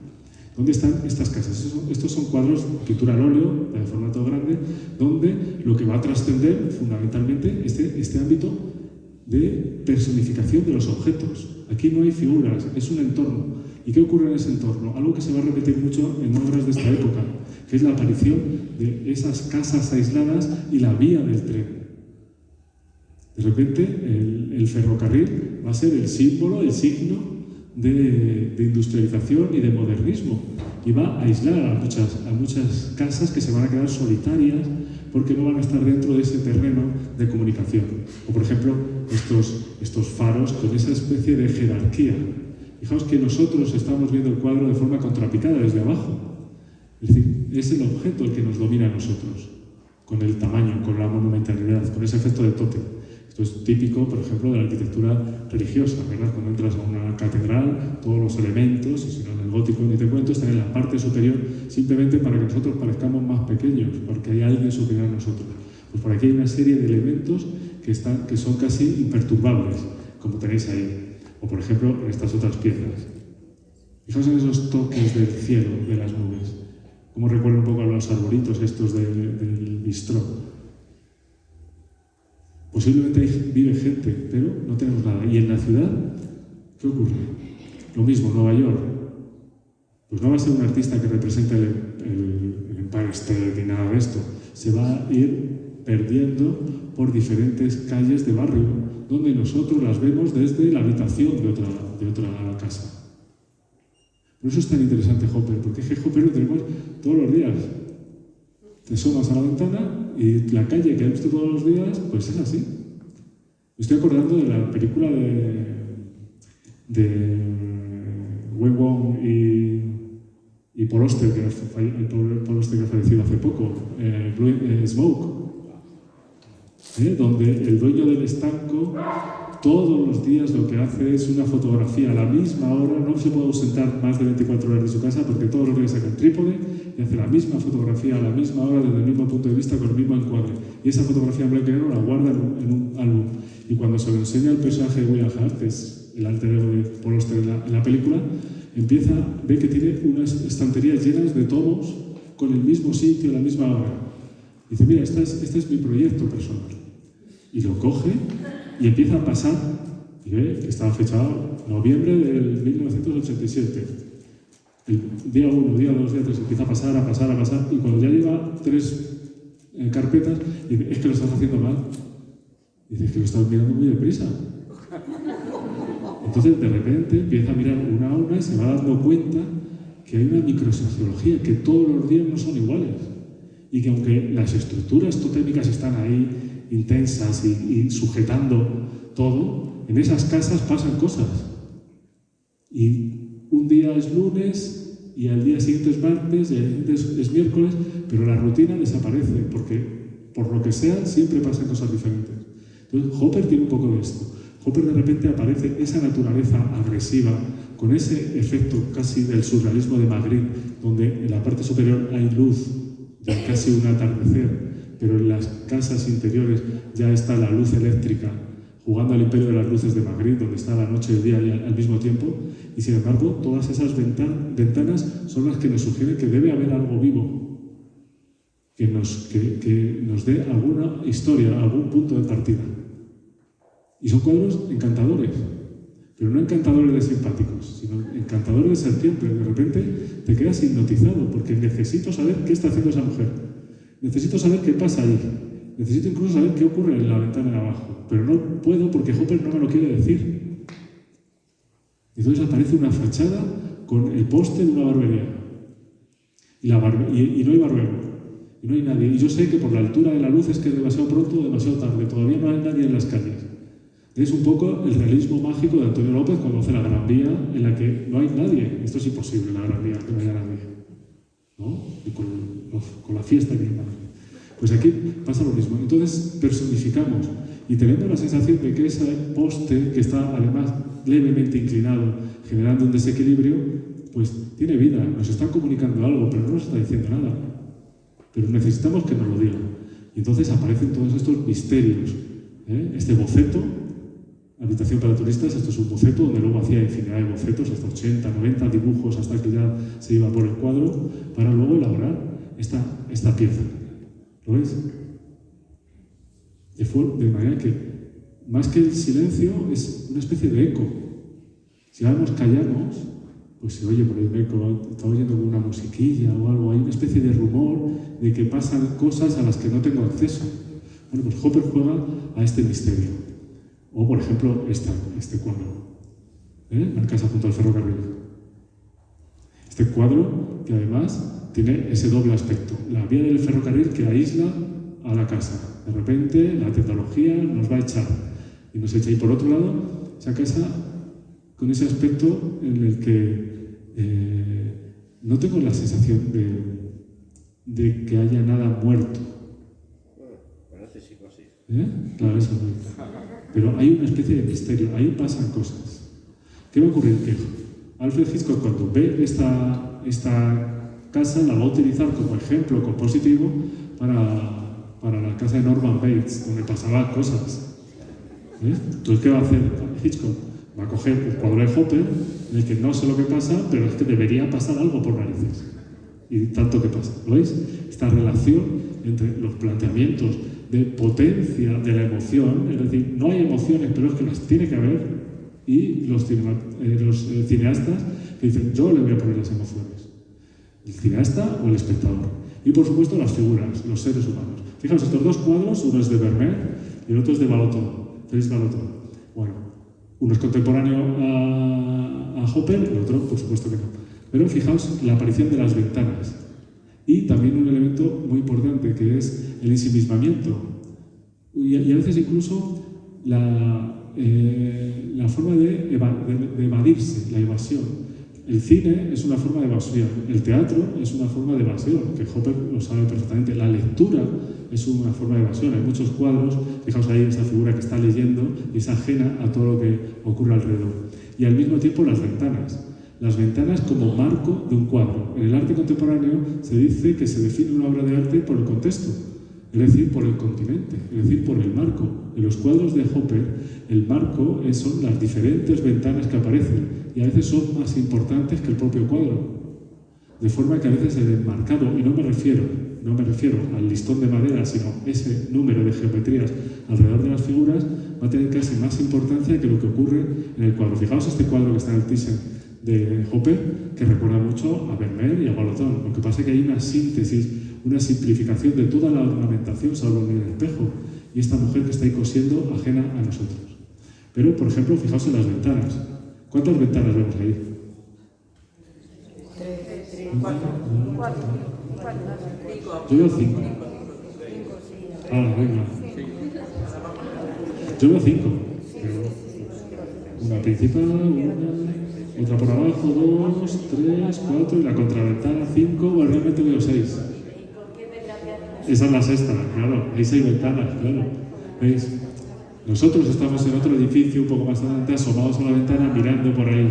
Y de repente el juego compositivo de la enmarcación de la obra, pero la demarcación como contexto, fijaos, ese bloque central en la composición, la necesidad de mirar a esas ventanas, pero como no consigo ver nada, me voy aquí, de repente hay una figura que no sé qué está haciendo. Puedo intuir que puede ser alguien del servicio por el delantal, que está haciendo una cama o está vistiendo a alguien, pero no sé nada, no sé nada. Solo sé que hay una especie de laberinto enmarcado que me lleva a un objetivo en el que no hay salida salvo lo que yo quiera aportar. Entonces ahora yo voy a hacer una encuesta y decir uno a uno, ¿qué está haciendo esa señora? Y a cada uno se le puede ocurrir una cosa diferente. ¿Lo veis? Hopper dice, todo está dicho en los cuadros. Es como cuando Aníbal Lecter le dice a Clarice Sterling, todo está en el sumario. Y hay que buscar a ver quién es el asesino. Bueno, pues aquí, pero no va a decir nada más. De forma que todo se convierte en un ejercicio casi de poesía. Casi de metáfora subjetiva donde yo voy a decir lo que quiera. Porque yo, al final, como espectador del cuadro, soy responsable de lo que Hopper me propone. Entonces, tenéis esta autómata, que esto es un pequeño juego de palabras, porque no es que la figura sea un autómata, que podría venir muy bien en este sentido robótico de las figuras de Hopper, sino que es que esto es una cafetería que se llamaban Automata, o Automatic, que era una franquicia, y de ahí viene el título, ¿vale? Te desmonta por completo. Pero, sin embargo, fijaos en la actitud. O sea, sobre todo para los que nos dedicamos a manchar lienzos, es tan interesante la capacidad de Hopper que tiene para generar algo en el espectador, con medios tan condicionados como el arte figurativo, porque ahí estáis viendo un frutero con manzanas o naranjas, una señora que está tomando un café, una mesa, una silla, todo esto condiciona. Si yo hago pinturas abstractas, te tienes que dejar llevar por los ritmos, por los salpicados, por las diagonales, por lo que sea. William de Kooning dijo que las únicas, expresionista abstracto, las únicas diagonales que toleraba en el arte eran las diagonales de Edward Hopper. Porque de repente aparecen líneas, veis ahí la perspectiva de ese fondo misterioso que debe ser el túnel de la estación, del metro, lo que sea, pero nos lleva a un lugar misterioso. Todo el rato está potenciando nuestra imaginación, dejando el mínimo dato posible. Es fantástico. Chop Suey, uno de sus cuadros famosos, ¿verdad? Estas dos mujeres que están, ni siquiera están comiendo, están tomando una taza de té, posiblemente dentro de algo que puede ser un restaurante japo. No, bueno, el Chop Suey es indio, ¿no? ¿Lo veis? O chino, perdón, indio. Sí. ¿Qué le pasa a las figuras? Una cosa que no he comentado hasta ahora, ya voy acabando, no os preocupéis, me quedan como 50 imágenes más, nada. Este elemento de despersonificación de la figura para que nosotros tengamos que vestirla de historia se potencia en Hopper con un recurso que, por ejemplo, va a utilizar mucho Modigliani, que va a utilizar mucho en el arte cavernario, que es que todos los ojos son huecos, son negros. Habéis visto que la mayoría de las miradas, salvo los dos autorretratos que hemos visto, fijaos en esos ojos. Como los párpados generan una sombra sobre las córneas donde no hay una mirada concreta. Cuando lo hacía Modigliani decían que muchas veces ese efecto de máscara invita a pensar en la muerte, etc. Pero aquí lo que hay es una despersonificación. Elena Almeida, la artista contemporánea portuguesa que murió hace 3 o 4 años, muy mayor, se autorretrataba en fotografía sin que se le viera nunca la cara, solo se le veía el cuerpo de esa mujer de negro, sufriente, doméstica, tradicional. De esa manera conseguía que el mensaje se ampliara a todas las mujeres. No es Elena Almeida, es una figura donde no veo la cara, o está de espaldas o está tapada. Hopper lo que hace es que dejan sin vida las miradas para que de repente nosotros tengamos que inyectar ahí de alguna forma una historia. Y es así interesante. Ni siquiera se ven los ojos. Y sin embargo, de nuevo, el viaje. Ese tren que ahora es de dentro, pero de nuevo la ventana. Y toda la monocromía, los verdes de la luz artificial. Fijaos en los bocetos. Fijaos qué interesante el boceto de la derecha en la parte inferior, que hace sus dibujos, incluso escribe y apunta para no olvidarse de qué color va a poner cada zona. Y además es una época en la que Estados Unidos había sufrido el crack del 29, donde a Hopper se le empezó a vincular con esa tristeza social, y fijaos en este cuadro, donde esta pareja está sumida cada uno en su propio territorio introspectivo. Es que ni el perro les hace caso. Es que la naturaleza se va a comer al edificio. Es que el ser humano se ha despersonificado. Es un poco la figura contemporánea del siglo XX y sobre todo en los Estados Unidos. O, por ejemplo, estas reflexiones en un sitio de evasión absoluta como es el teatro. En vez de representar la obra de arte, la obra dramática que aparece en el escenario, se va a centrar en los espectadores cuando están buscando la butaca, dónde se van a sentar. Es decir, esa especie de microsociología que va a dar antesala, o que es antesala, de lo que va a ser después algo maravilloso como una obra de teatro. Pero está justo antes, en la parrilla de salida. No pasan cosas. Fijaos, esto es otro teatro. O, por ejemplo, esta maravilla del cine de Nueva York. Vemos ahí un pequeño fragmento de la pantalla en blanco y negro, ¿lo veis? Las butacas, y todo se focaliza en la melancolía de una mujer que no sabemos si es si es que se ha levantado porque está esperando para ir al baño, si es la acomodadora, pero todo el aspecto nos invita a pensar que algo pasa. ¿Ves? El silencio del cine. Los bocetos de preparación. Por supuesto, siempre posa Joe, porque no quiere que pose ninguna otra mujer. Esto también pasa con Clotilde y Sorolla, por ejemplo. Para que no posen otras mujeres, ya poso yo.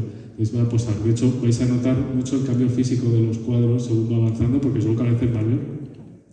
O, por ejemplo, bueno, entonces ahora ella no tendría que hablar más. Y mira que me cuesta. Porque es que Hopper nos dice que está todo dicho. Entonces yo puedo analizar la composición, puedo analizar la perspectiva, puedo coger un ordenador y digitalizar esto y convertirlo en 3 dimensiones y descubrir que esta mujer, si se tumba en esa cama, no cabe. Porque la perspectiva es falsa. Porque las proporciones están en función de la ambigüedad. Que nosotros veamos a esta mujer con ese aspecto tan grave de la cara oscura, iluminada en los hombros, que está leyendo un papel que algunos teóricos lo relacionan con la Betsabé, cuando está leyendo la carta del rey David, que le escribe para luego quedar y tal. Pero sin embargo, Hopper te lo desmonta y dice, no, si eso es simplemente el programa de horarios del tren. Que no hay... Y esas maletas que nosotros no sabemos si se van a abrir o han sido cerradas, si acaba de llegar o va a viajar, si está huyendo o no. Yo he leído todo tipo de teorías, pero es que todas me valen. ¿Lo veis? Entonces este señor se convierte en una especie de trampolín a la imaginación. De nuevo, fijaos en la personificación de los objetos inanimados. Un desnudo con además una recreación en la textura de la piel.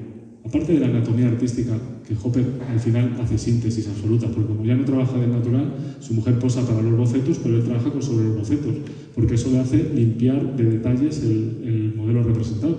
Aparte de eso, la luz que acaricia, fijaos el rosa que aparece por la parte inferior del pecho, las transiciones semiverdosas de la luz del muslo, etc. Toda esa luz tan suave, potenciada por 2 ojos que la miran, que son realmente 2 ventanas. Es decir, si tú te asomas desnudo a la ventana, sabes que corres el riesgo de que te vean. Aquí no vemos que nadie la vea, pero sí que vemos 2 ventanas allí. ¿Lo ves? De forma que hay una especie de diálogo entre el objeto humano y el objeto material. Fijaos en los ojos. Son matutinos. De nuevo no sabemos qué pasa, pero nos recreamos, es fantástico. Yo el primer cuadro que pinté de motu propio, sin tener que hacer un cuadrito así copiado y tal, fue una versión de este cuadro. Horrorosa, claro. Además era una versión. Pero de repente, yo recuerdo, además lo recuerdo muy bien, que estaba fascinado por la figura de Hopper, pero porque sus cuadros me atrapaban y porque el tío era capaz de tenerlo todo perfectamente medido a la hora de actuar. Y hay que tener carácter para ser de esa forma.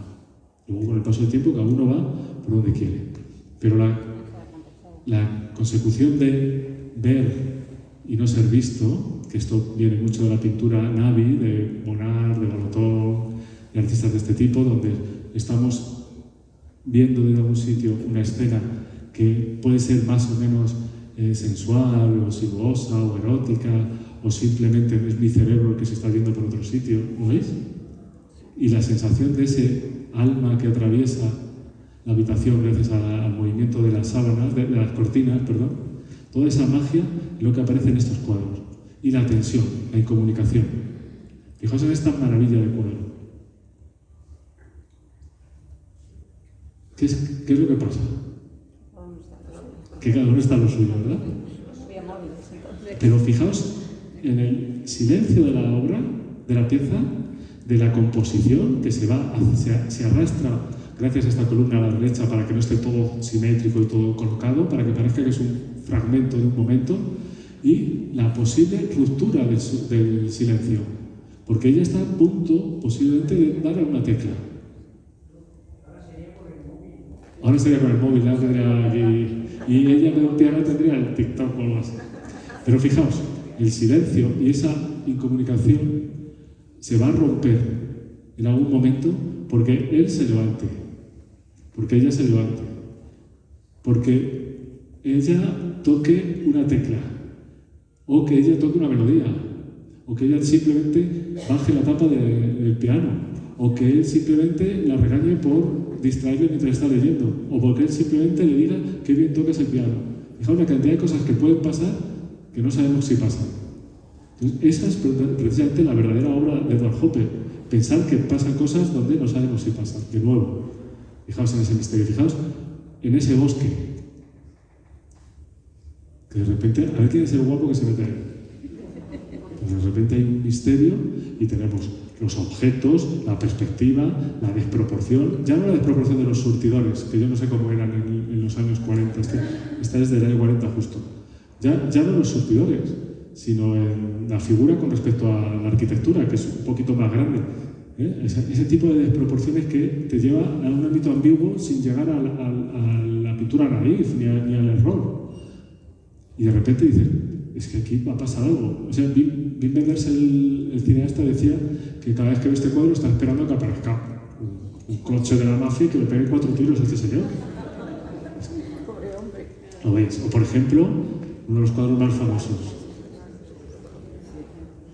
Fijaos cómo se vuelca toda la composición hacia vuestra derecha y sin embargo el cuadro respira muy bien. El silencio de la calle cuando no hay nadie. Y de repente estos halcones de la noche, estos noctámbulos, que algunos dicen que tiene que ver con la ronda de noche, porque la ronda de noche Rembrandt representa a las compañías militares civiles que salían a defender de los españoles, fundamentalmente las poblaciones holandesas, pero entonces salían por la noche. Y aquí se dice que había algunas, y Hopper participó en una de estas, había unas asociaciones civiles en la época de la Guerra Fría que salían para defenderse de los comunistas y tal. Entonces dice que hay una relación con eso, pero yo no lo veo tanto así, lo veo como ese elemento de soledad extrema cuando no tiene ganas de irte a dormir. ¿Recordáis la película del golpe? Cuando Robert Redford le dice a la camarera ¿qué vamos a hacer esta noche? Dice lo mismo que todos los días. Es decir, no tengo nada que hacer después. Pues ese efecto parece que aparece en esta obra, pero esto lo digo yo. ¿Lo veis? Y de repente la luz. La luz como elemento, casi a medida que va avanzando la edad de Hopper, esta luz va a ser cada vez más simbólica. Fijaos en estas ventanas. ¿Lo veis? Esa ventana y esa contraventana que no tiene ni moldura, ni marco, ni cristal, ni nada. Es decir, es una síntesis absoluta solo para que nos dejemos llevar cuando una persona está trabajando y de repente desconecta. Y mira hacia el frente y se olvida de lo que está haciendo. Escenas casi triviales. Fijaos lo importante que decía de Kooning de las diagonales. Es esa diagonal de luz que aparece en la parte superior del cuadro. Este cuadro que lo compró el mismo coleccionista que compra el cuadro de Hitchcock, que luego lo cede al MoMA en Nueva York, lo dona. Cuando compra Stefan Clark, creo que es. Cuando compra este cuadro, está muy contento por la adquisición, se lo lleva a casa, se lo enseña a unos amigos y le dicen, yo este cuadro no me lo quedaría en casa. Y ¿esto por qué? Porque es que tiene toda la pinta que lo que Hopper está haciendo en este cuadro es representar una reunión clandestina de comunistas.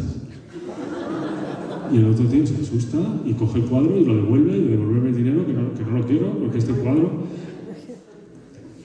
Claro, y Hopper, ¿qué va a decir? Pues bueno, si eso es lo que tú piensas, porque yo no he explicado nada. ¿Lo veis? O, por ejemplo, los elementos de aislamiento. En los interiores, como veis en esta escena o en esta escena. Un hall de un hotel, sin más, absolutamente silencioso, una figura ajena, evadida por la lectura, dos personas que están a punto de llegar o a punto de irse. Una escena de oficina, donde ellos se miran. Realmente ella está mirando una nota de papel que hay en el suelo, fijaos. Es que me da para una novela. ¿Lo veis? De pronto, ella ha visto que hay algo que hay ahí, entonces, ¿no? ¿Qué podemos pensar? ¿Que no quiere decir nada para que no se note que se le ha caído y el jefe le diga algo? ¿O que es una nota que le ha lanzado él para decirle algo que no quiere que nadie se entere? Es decir, todo esto pertenece al ámbito de mi locura mental, pero no de lo que hace Hopper. Hopper simplemente me pone el terreno. Y este efecto semi-picado para que nosotros estemos desde arriba, espiando casi desde una ventanuco la escena. De nuevo estamos espiando la escena de noche. ¿Están discutiendo o se están declarando o están enfadados o qué pasa? O esta gran extracción. ¿Qué le pasa a este cuadro? A diferencia de todos los cuadros que hemos visto hasta ahora, menos autorretratos, que nos está mirando a nosotros.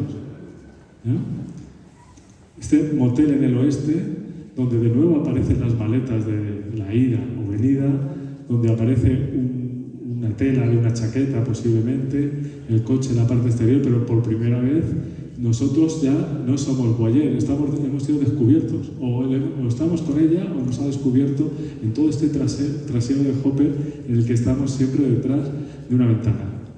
Este cuadro es fantástico. Y de nuevo las diagonales de luz en la parte superior, es decir, algo pasa en la luz, algo pasa en el viento que genera de magia todo lo que hay en estas figuras. O los elementos de incomunicación. La lectura o la contemplación. Y de nuevo las ventanas donde ocurren más cosas.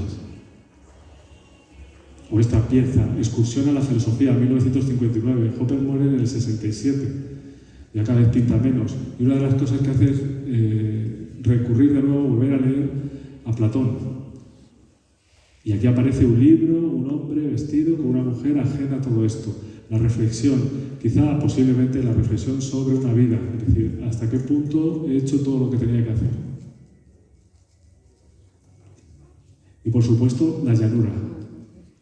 De repente, ¿recordáis esas vegetaciones salvajes que han desaparecido? Hopper ya está empezando a pensar en la muerte. Y la muerte es la nada, y es la luz, la famosa luz blanca, ¿verdad? Pues esa luz que lo invade todo. La casa ya no está en el centro del cuadro, ya no es totémica, ya no ordena todo, sino que lo que lo ordena todo es esa luz y ese horizonte. Fijaos qué curioso este cuadro, de sus últimas piezas. Las personas sentadas en las hamacas, recibiendo la luz, en la primera fila. En la segunda fila hay un señor que está leyendo. Todavía es activo. Sin embargo, las figuras que están recibiendo la luz están esperando algo que va a ocurrir en breve. Ahí lo dejo, nada más. ¿Lo veis, no? De frente, Hopper está ya reflexionando sobre su propia condición. Hasta que finalmente, en su último cuadro, pues pinta este escenario donde por fin vemos un poco, hay algún cuadro más también donde se ve casi el proscenio, se ve el escenario, pero aparecen los dos comediantes, como se llama el cuadro, que realmente es Hopper y Joe, Edward y Joe, que se están despidiendo. Se están despidiendo a modo de arlequines, ese arlequín que en Francia dio carpetazo a la vida francesa. De repente, hasta aquí hemos llegado en 1965 y se despiden. Al final Hopper acaba diciendo que lo único que le interesaba, y lo decía de esta forma, decía algo así como me podéis llamar loco, pero lo único que me interesaba era la luz sobre una pared. Y acaba pintando estas obras. De forma que Hopper siempre lo que va a hacer es ponernos un trampolín para que nos tiremos a ese agua, que es la historia que él va generando. Muchas gracias.